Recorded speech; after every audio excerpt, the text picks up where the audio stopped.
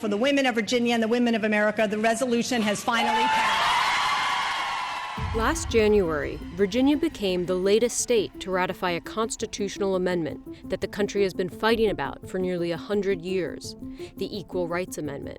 But the move quickly drew challenges. 5 Republican attorneys general are seeking to block an effort to see the Equal Rights Amendment adopted into the U.S. Constitution. The heart of the ERA is only 24 words. It would bar discrimination on the basis of sex.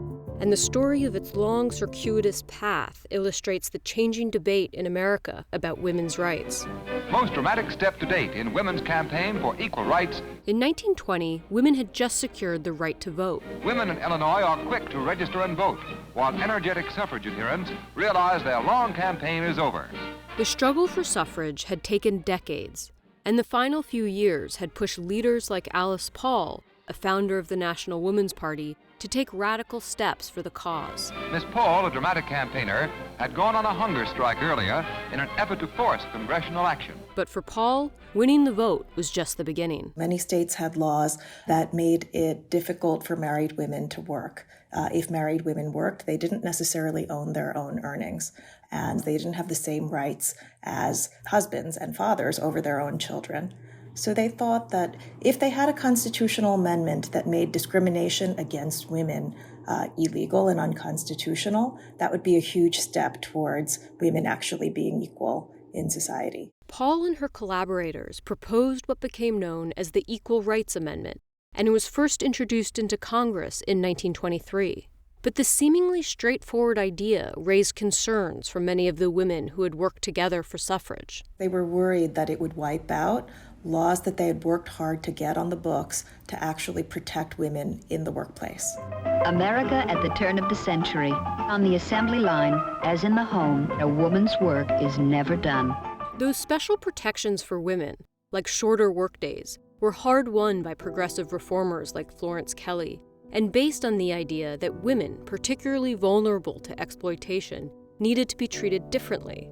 The reformers and labor unions feared these protections would be undercut by an amendment guaranteeing equality of the sexes. That fear was not unreasonable because the Supreme Court did strike down a law that guaranteed minimum wages for women. They pointed to the fact that women now had the constitutional right to vote as evidence that sex inequality was on its way out. But for people like Alice Paul, special labor protections for one gender were at odds with the idea of equality. Well, we kept saying, but we stand for equality, and your special labor laws are not in harmony with the principle that we're standing for.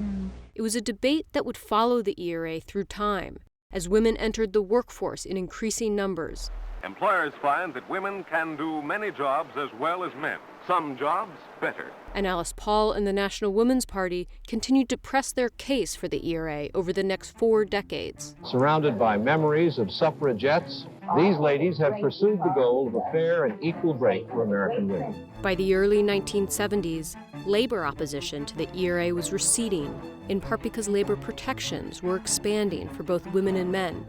And with growing bipartisan support in Congress and momentum from the burgeoning women's movement, equal rights to have a job, to have respect, to not be viewed as a piece of meat, the calls for the ERA were becoming too powerful to ignore.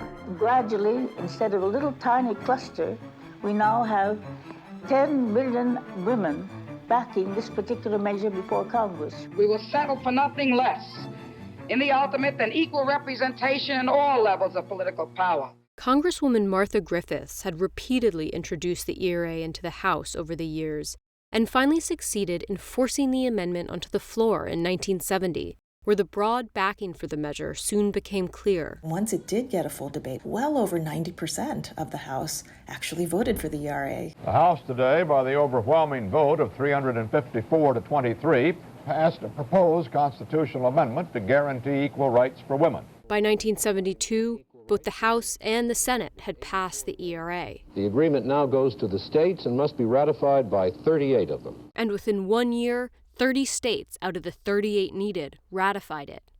But then an opposition movement emerged, led by conservative Phyllis Schlafly. The wife has the legal right to be a full-time wife and mother supported by her husband. The campaign found a receptive audience among women concerned about changing gender roles. The major objection to the Equal Rights Amendment is that it would take away from women rights and privileges which they now have. Schlafly's push dovetailed with the rise of the powerful religious right, and ERA proponents were stunned. The women here now fear they are facing an organized enemy, the moral majority and conservative groups who have found a newly powerful voice since the 1980 election. In the end, the amendment fell 3 states short when the ratification period expired in 1982. The chimes strike at midnight for ratification of the Equal Rights Amendment. At that moment, the ERA becomes DOA. But now, over 3 decades later, as the number of women in Congress and state houses reaches a record high, a new generation is reviving the ERA. There is only one way to spell equality, and that is simply ERA. Women in the Nevada, Illinois, and Virginia legislatures are leading the fight. In the wake of the Me Too movement and the fight for equal pay, the ERA came back to life. Democrats in Congress are pushing for its addition to the Constitution. The House of Representatives voted to remove the 1982 deadline. But Senate Republicans and the Trump administration remain opposed. And there's also the question of the 5 states that have tried to rescind their ratifications of the amendment. Ongoing litigation makes it unclear when or if it will be added. Today, a century after the ERA was first conceived, it continues to hang in limbo. Over the decades, women have made gains through other changes in laws and policies. But the need for ratification remains for many of the women at the center of the struggle now, as a way to recognize the work that's come before and to ensure women's rights going forward. When you enshrine my constitutional rights as a human being equal to men, well, that is the only thing that's acceptable. Persistence, faith, and hope fuel the indomitable spirit of this movement. We got tired, but we did not faint. We became weary, but we did not stop. History demands that we take a stand. The struggle continues and the work is not done.